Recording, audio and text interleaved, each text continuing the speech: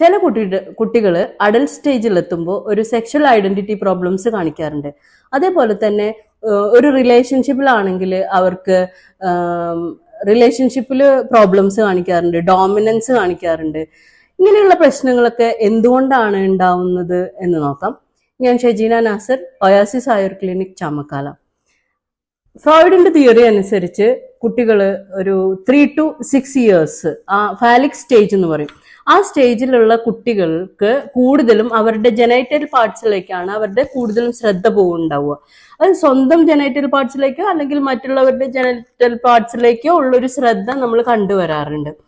അതേപോലെ തന്നെ ആൺകുട്ടികൾക്ക് അമ്മമാരോട്, അതായത് എഡിപ്പസ് കോംപ്ലക്സ്, പെൺകുട്ടികൾക്ക് അച്ഛന്മാരോട് കൂടുതൽ അടുപ്പം കാണിക്കുന്നതും എലക്ട്ര കോംപ്ലക്സ് എന്ന് പറയും.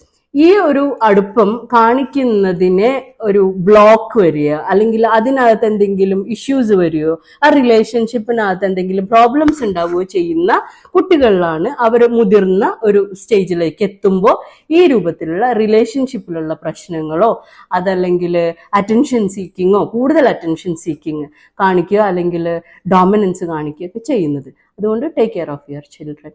Thank you.